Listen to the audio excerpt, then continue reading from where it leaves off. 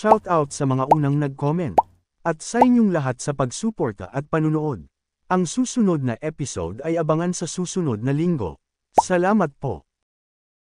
Huwag kalimutan mag-like and subscribe upang maabangan pa ang mga susunod na recap.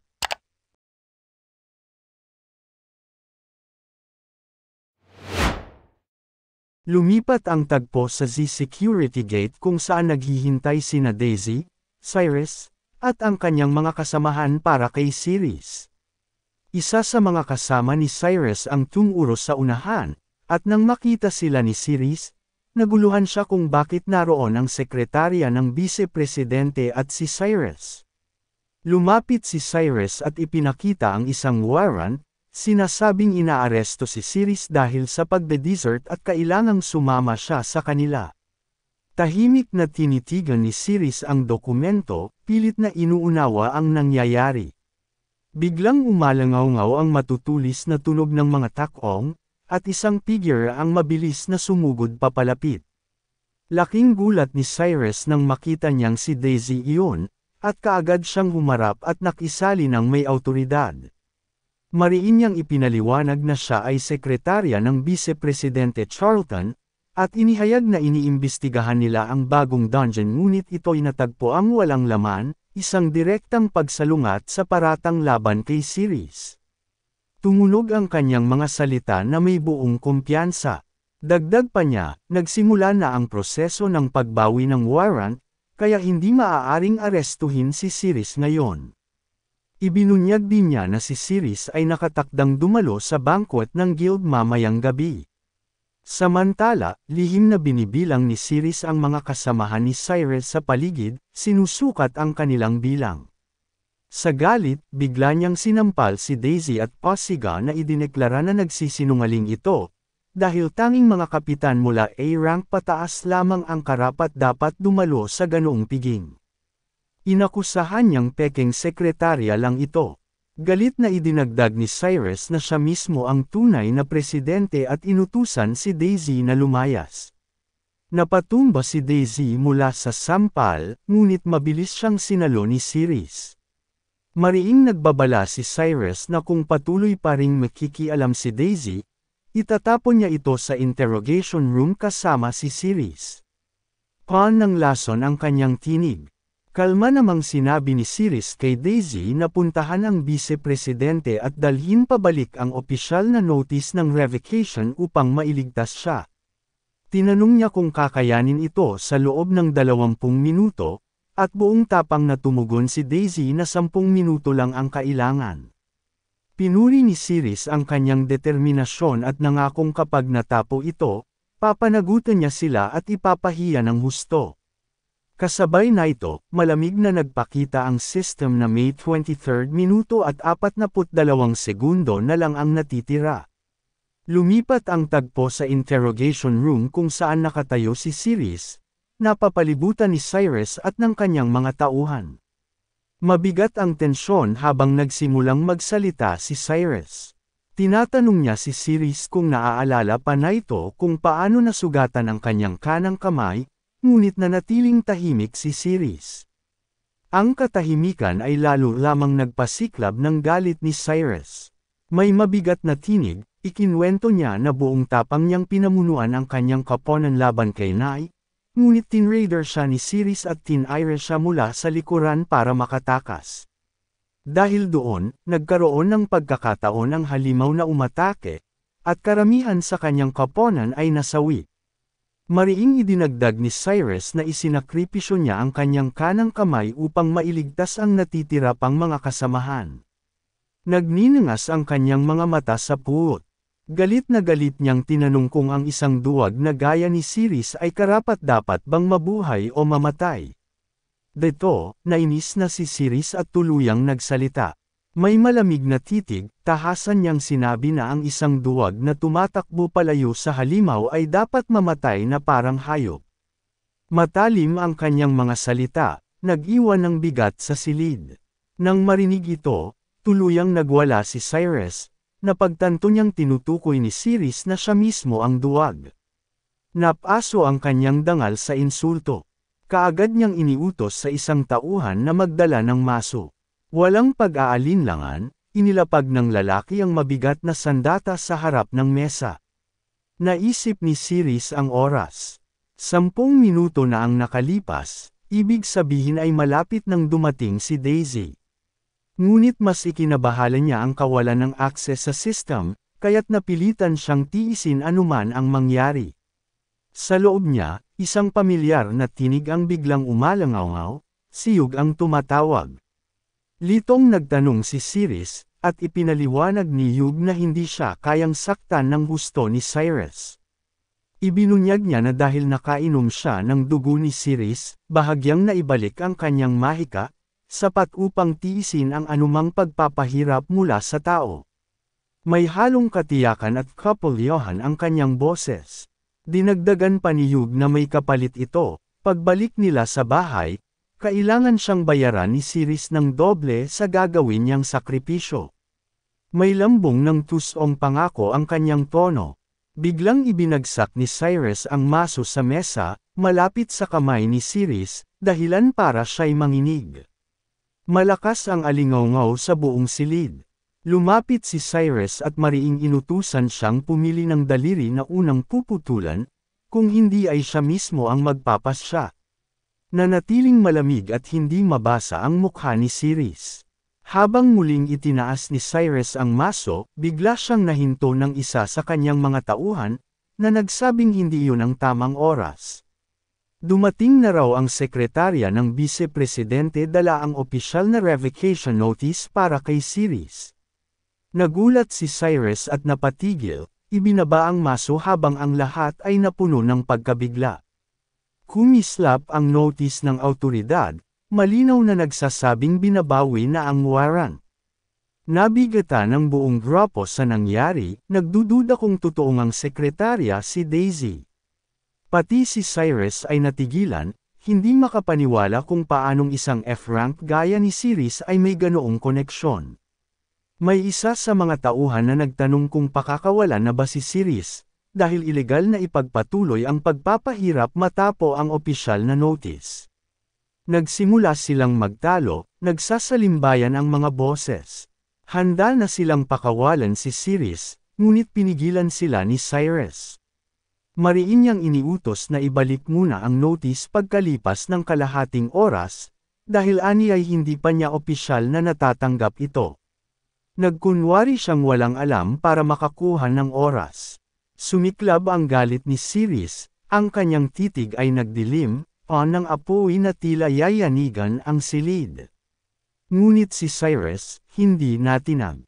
May matigas na mukha, sumigaw siya na kailangan magbayad ng presyo si Siris, at biglang bumalot ang kanyang katawan ng marahas na pulang aura ng puot, bumigat ang paligid, puno ng panganib. Sa labas ng interrogation room, nag-aalala ang mga kasamahan ni Cyrus. Mahinang nagbubulungan sila na hindi pa rin lumalabas ang kanilang kapitan at wala silang awtoridad na pumasok ng walang utos mula sa kanya. Hawak ang opisyal na notice, mariing iginiit ni Daisy na papasukin siya. Ngunit malamig ang tugon ng mga gwardya. Ipinahayag nilang interrogation room iyon at wala siyang karapatan na basta-basta pumasok. Hindi sila natinag kahit sa bigat ng kanyang awtoridad. Samantala sa loob, walang awa nang itinaas ni Cyrus ang maso at ibinagsak iyon sa mga kamay ni Siris. Ngunit sa kanyang pagkagulat, isang mapusyaw na rosas na aura ang sumiklab sa katawan ni Siris, nagsilbing kalasag na hamarang sa pinsala. Bawat hampas ng maso ay nagdudulot ng pagputok ng mga munting kislap mula sa braso ni Siris, ngunit nanatili siyang walang reaksyon. Ang kanyang malamig na ekspresyon ay hindi natinag, para bang wala lang ang lahat ng bugso ng dahas. Muling inangat ni Cyrus ang maso ngunit nanlaki ang kanyang mga mata nang makita ang resulta. Ang mga kamay ni Siris ay buo, walang bali, walang dugo, ni isang gasgas man lang ay wala. Nabigla siya, hindi maisip kung anong uri ng lakas ang pumoprotekta sa taong kaharap niya. Habang nangyayari ito, nasa labas si Daisy na mainit na nakikipagtalo pa rin sa gwardya. Kita ang pagkadismaya at galit sa kanyang mukha nang iginiit niyang papasukin siya. Ngunit bigla na lang, may dumating, si Charlton, tahimik ngunit puno ng awtoridad. Diretso siyang lumapit sa gwardya at malamig na tinanong kung mayroon ba itong karapatang pigilan ang sinuman sa pagpasok. Ramdam ng bantay ang bigat ng boses ni Charlton. Agad itong nanigas, ang dating kumpiyansay natunaw nang makilala kung sino ang kaharap niya. Hindi na siya ng ahas na hamarang pa at agad na umurong. Walang pag-aatubili, itinaas ni Charlton ang kanyang paa at sinipa ang pinto. Umalangaw-ngaw ang malakas na tunog sa pasilyo. Pagpasok niya, bumungad ang nakakagulat na eksena, si Cyrus, nakataas ang maso, handang muling ibagsak kay Ceres. Nanigas ang lahat, nahinto sa tensyon ang sandali. Napatigil si Cyrus at mabilis na humarap. Naglaho ang kulay sa kanyang mukha nang makita kung sino ang dumating.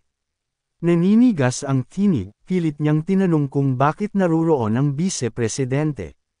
Malinaw na hindi niya inaasahan ang ganoong saksi. Hindi nag-aksaya ng oras si Charlton.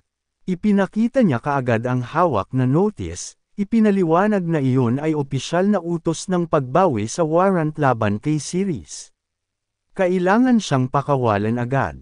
Ang kanyang tinig ay mariin at walang puwang para questionin. Tuluyang gumuho ang kumpiyansa ni Cyrus, dahan-dahan na bitawan niya ang maso hanggang tuluyan itong bumagsak sa sahig. Sa bigat ng sitwasyon, wala siyang nagawa kundi sumang-ayon. Lumapit ang isang kawal at mabilis na tinanggal ang gapo kay Ceres, sa wakas ay malaya na ito.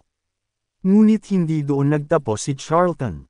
Mariin niyang ipinahayag na bilang kapitan, inabuso ni Cyrus ang kanyang kapangyarihan sa pag-torture ng isang kasamahan ng walang tamang awtoridad. Binalaan niya ito na kung formal na imbestigahan, tiyak na matatanggal ito bilang kapitan, at maaaring mas mabigat pa. Narinig iyon ni Cyrus at agad siyang nagtangkang magpaliwanag. Nanginginig ang kanyang boses nang sabihing hindi niya natanggap ang notice, kaya akala niya ay tama lamang ang kanyang ginawa. Sa desperasyon, tinangkapan niyang idamay ang kanyang mga kasamahan, sinasabing pwede silang magpatutuo sa kanyang panig. Ngunit wala ni isa mang nang ahas magsalita. Tahimik ang buong silid, iwas ang lahat ng tingin kay Charlton. Walang gustong kumalaban sa kanyang awtoridad. Lalong sumikip ang paligid para kay Cyrus na ngayoy pakiramdam niya'y nag-iisa. Nagdilim ang mukha ni Charlton, mariing tinanong kung ano pa ang palusot ni Cyrus. Hindi nakasagot ang kapitan, nanlungo at hindi alam kung ano pa ang gagawin. Sa loob-loob niya, iniisip na baka mapilitan siyang umasa sa tulong ng kanyang kapatid. Sa biglaang katahimikan, tumayo si Ceres at bumasag sa tensyon. Kalma niyang sinabi na maaari siyang magpatutuo para kay Cyrus, na totoong hindi na ito nakita ang revocation notice. Idinagdag pa niya na hindi na niya hahabulin ang usapin ng kanyang pagkaaresto. Nanlaki ang mga mata ni Cyrus, hindi makapaniwala. Mariin pang inulit ni Ceres na hindi niya ito ipagpapatuloy. Ngunit agad niyang ibinaling ang usapan, iginiit na dapat si Cyrus at ang buong koponan ay lumuhod at humingi ng tawad kay Daisy dahil sa kanilang pagtrato. Mabigat at mariin ang kanyang tinig, at walang nang ahas sumuway. Nagtaka si Daisy sa biglang pagtatanggol ni Ceres sa kanya. Hindi niya maiwasang tanungin sa sarili kung bakit ganito ang ginagawa niya. Kasabay na ito, kumislap ang system sa paningin ni Ceres, 1 minuto at 13 segundo na lang ang natitira. Alam niyang kailangan niyang magmadali. Maya-maya, lumipat ang eksena. Nakaayos na nakapila ang buong Crusade Squad, malalim ang pagyuko sa harap ni Daisy. Nakahawak ng pamalo si Ceres, galit ang ekspresyon. Isa-isa silang humingi ng tawad kay Daisy, nanginginig ang tinig. Mariing pinagalitan sila ni Ceres, itinanong kung paano nila natiis na bastyusan ang napakagandang sekretarya. Sunod-sunod ang palo niya sa kanilang mga puwit, umalangaw-ngaw ang matutulis na tunog kasabay ng kanilang mga sigaw ng sakit. Nagmamakaawa ang mga miyembro ng squad, sumisigaw na mali sila at nangangakong hindi na mauulit. Si Daisy naman, habang pinagmamasdan ang eksena, namula ang mukha at napangiti ng mahinhin. Hindi niya maiwasang maantig sa pagtatanggol sa kanya ni Ceres. Matapo ang serye ng paghingi ng tawad, kinumpirma ng system na kumpleto na ang misyon ni Ceres. Lumapit siya kay Cyrus at malamig na sinabi na tapo na ang usapan tungkol kay Daisy. Ngunit kaagad ding nagtanong si Cyrus kung ano ang ibig niyang sabihin, ramdam ang pagbabanta sa hangin. Mariing sumiklab ang tingin ni Ceres, bigla niyang sinunggaban ang kamay ni Cyrus. Mariin ang pagkakahawak at galit na iginiit na dapat nilang ayusin agad ang kanilang personal na usapan. Napatigilan si Cyrus, nanginginig, at tinanong kung hindi ba't sinabi ni Ceres na hindi niya na ipagpapatuloy ang usapin ng pag-aresto. Pulang-pula ang mga mata ni Ceres, mariing ipinaliwanag na hindi yun tungkol sa warrant. Ang tinutukoy niya ay ang sandaling sinaktan ni Cyrus ang kanyang kamay gamit ang maso. Paan ng galit ang kanyang tinig, at bumigat ang hangin sa paligid. Sa bawat salita, pinigilan niya ang kamay ni Cyrus ng mariin. Napasigaw ang kapitan sa tindi ng sakit, nagmamakaawang patawarin siya at mangakong hindi na mauulit. Ngunit malamig na tumugon si Ceres ng isang payak na, sige. Ngunit sa halip na pakawalan, bigla niyang ibinangga ang kamay ni Cyrus sa kanyang tuhod. Kumalabog ang malutong na tunog ng butong na bali. Umalangaw-ngaw ang malakas na hiyaw ni Cyrus, puno ng paghihirap at matinding sakit. Ang kanyang kaliwang kamay ay nabali sa gitna. Nanlungo ang buong squad, nanginginig sa takot habang pinagmamasdan ang eksena. Natanong nila kung ayos lang ba ang kapitan, ngunit wala ni isa ang nang-ahas na lumapit. Habang nanginginig sila sa sindek, kalmado namang lumakad palayo si Ceres at malamig na idineklara na ngayon ay pinapatawad na niya si Cyrus. Upang tuluyang basagin ang tensyon, lumapit si Charlton at ipinaliwanag ang susunod na hakbang. Sinabi niyang si Daisy ang magdadala kay Ceres sa banquet, habang siya naman ay makikipagkita muna sa isang sugo ng Holy See. Pagkatapo, nangako siyang muli siyang babalik para kay Ceres. Nalito pa rin si Ceres at nagtanong kung ano ba talaga ang Holy See. Naririnig na niya ang pangalan ngunit hindi lubos na nauunawaan. Naging interesado siya nang marinig yun mula mismo kay Charlton. Maingat na ipinaliwanag ni Charlton na ang Holy See ang nagtatag ng simbahan, taglay ang sagradong misyon na alisin ang lahat ng masasamang kaisipan sa mundo. Dagdag pa niya, nagtataglay ito ng walang kapantay na mahika ng paglilinis, kayang alisin ang anumang lason mula sa katawan. Natahimik si Ceres, unti-unting naramdaman ang bigat at lawak ng kapangyarihan ng Holy See. Nagbago ang eksena at lumipat sa isang malaking banquet hall para sa appreciation event. Marami ng tao ang nagtipon, at ramdam ang kasabikan sa magarang lugar dahil malapit nang magsimula ang engranding pagtitipon. Kasama ni Charlton, dumating ang banal na babae ng Holy See na si Mia. Nang makita siya ng mga tao, marami agad ang namula at napatitig, tila nahipnotismo ng kanyang karisma at nakamamanghang presensya. Habang naglalakad siya, dalawang binatilyo ang nagbulungan tungkol sa kanyang kasuotan. Napansin nila na labis itong kapansin-pansin at nagtanong kung akma ba iyon para sa isang banal na babae.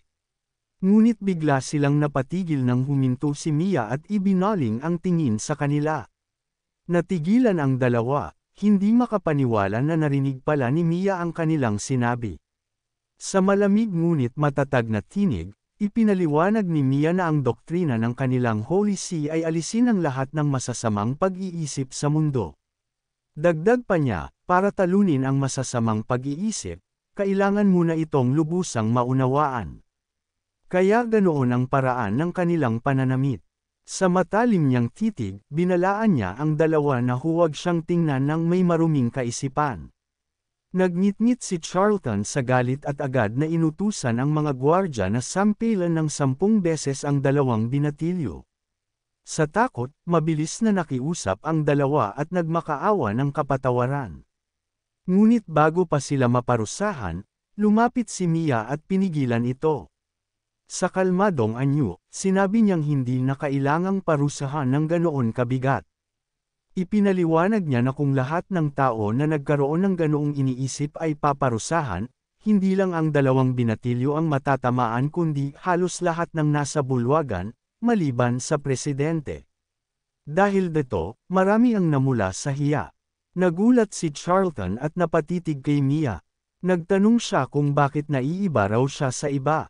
Maingat na sumagot si Mia na bagaman magulo ang isip ni Charlton, hindi gaanong nagpakita ng reaksyon ang kanyang katawan.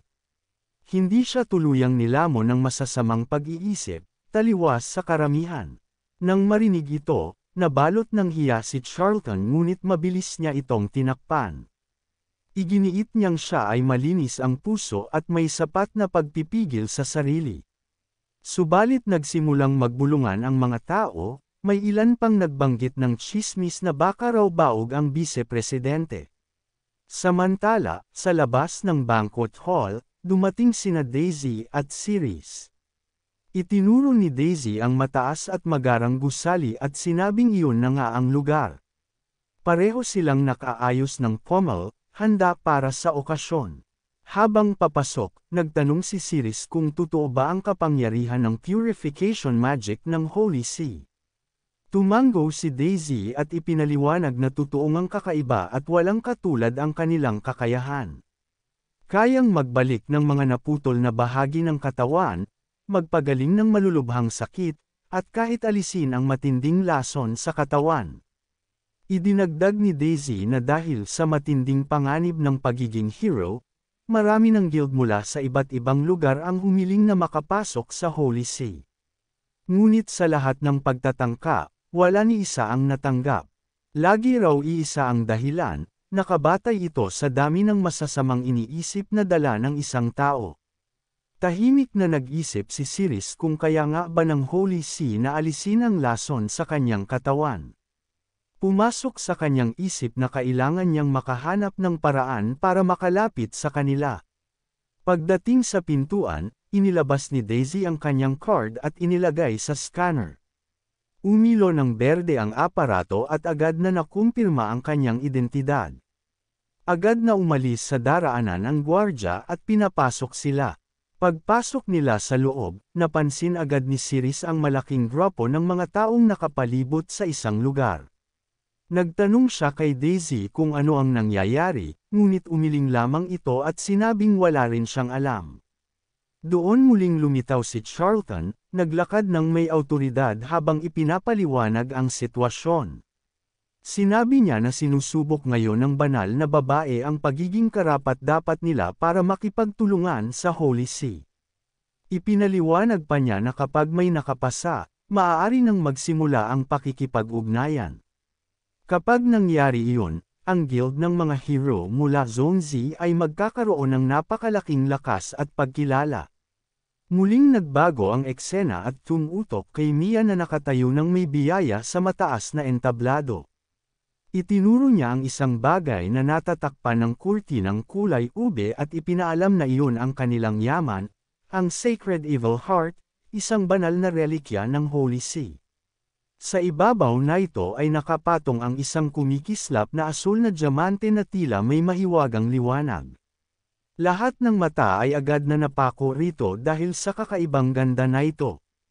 Ipinaliwanag ni Mia na sinumang pumasok ay malalaman ang lalim ng masasamang pag-iisip sa kanyang puso. Walang takas ang pagsusulit na iyon, at ang posibilidad ng pakikipagtulungan ay nakasalalay lamang sa kalinisan ng kalooban. Dagdag pa niya, wala pang guild ng hero mula sa ibang rehiyon ang nakapasa sa pagsubok na ito. Mabigat ang kanyang tinig, nagpapaalala kung gaano kahigpit ang pamantayan ng Holy See. Agad na nag-ingay ang mga tao, nagtatanong kung ano ba talaga ang nasa loob. May ilan na nagduda at nagsabing baka lang may mekanismong mahiwaga, habang ang iba naman ay hindi makapaniwalang possible ngang masukat ang mga masamang iniisip.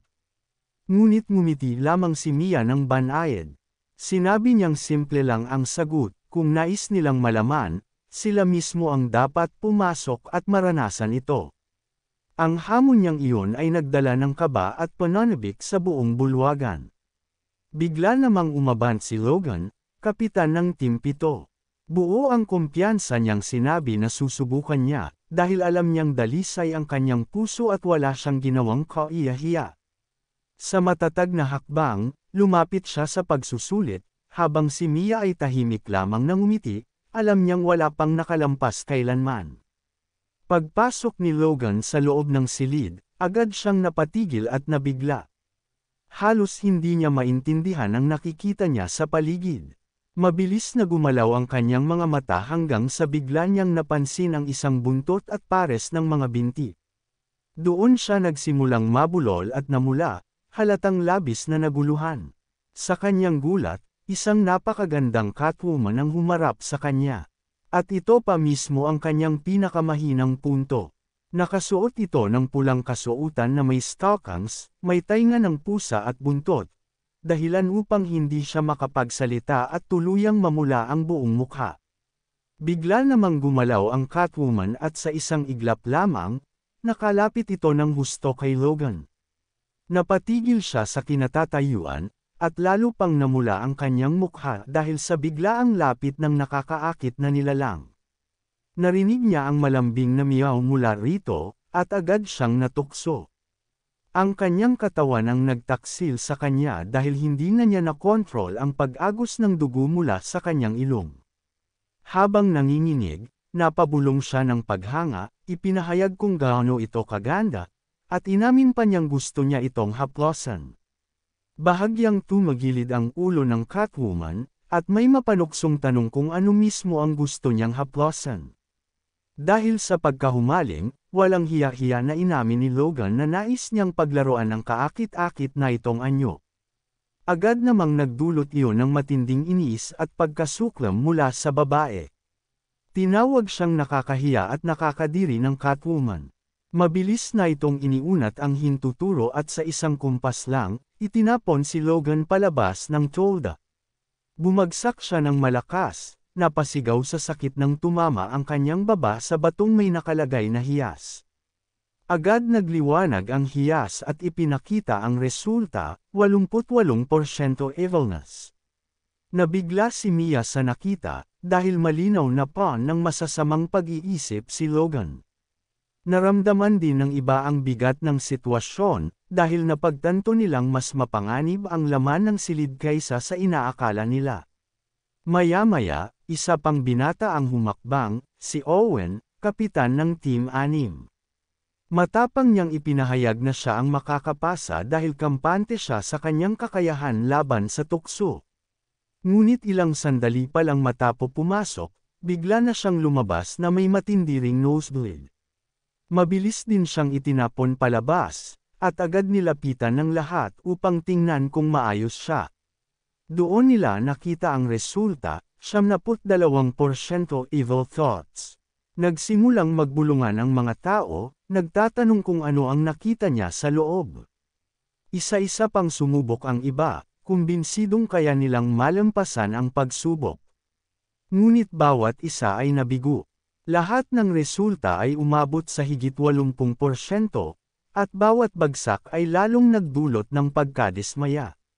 Si Mia ay lalong nawala ng pasensya, sigurado siyang sayang lang ang oras dahil lahat ng kandidato ay sobra ang dungeons ng isip para makapasa. Sa mismong oras na iyon, kalmadong lumapit si Ceres at ipinahayag na siya naman ang susubok. Tahimik lamang na tumingin si Daisy sa kanya, hindi mabasa ang ekspresyon, samantalang si Mia ay nakahinga ng maluwag dahil alam niyang ito na ang huling pagtatangka. Pagpasok ni Ceres sa silid, agad siyang nabalot ng pagtataka at pagkagulat sa tanawing bumungad. Hindi na nag-aksaya ng oras ang Catwoman. Agad niyang ibinalot ang katawan at buntot niya kay Ceres sa isang mapanuksong yakap. Lumapit pa ito ng todo at may malaswang tanong kung ano ang nais niyang gawin, ang boses ay pawn ng tukso at pang-aakit. Ngunit sa labis na itong pagkagulat, Inilapat ni Siris ang kanyang kamay sa mukha na ito at itinulak palayo ng walang pag-aalinlangan. Naitapon ang Catwoman at bumagsak ito sa lupa, halatang nasaktan sa biglaang pagtanggi. Malamig na sinabi ni Siris na hindi niya gusto ang mga babaeng basta na lamang lumalapit ng ganoon. Ngunit sa loob niya, nananatiling buo ang kanyang hinala na isa lamang itong pakana ni Azeroth. Maging ang Catwoman ay nagulat, hindi makapaniwala at inamin na siya ang kauna-unahang lalaki na tumanggi sa kanya ng ganoon katindi. Sa labas, napatigil ang lahat at halos hindi makahinga nang makita ang resulta, 0% evilness. Isang kadalisayang hindi pa kailanman nakita, kalmadong-kalmado ang kanyang aura na tila isang tahimik na lawa.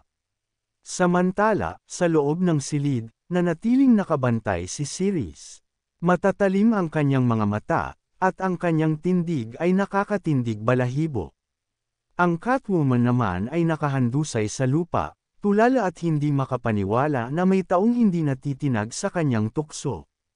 Ngunit hindi pa rin nagpakampante si Siris. Kailangan pa niyang mag-ingat bago tuluyang makumpirma ang tunay na pagkakakilanlan na ito.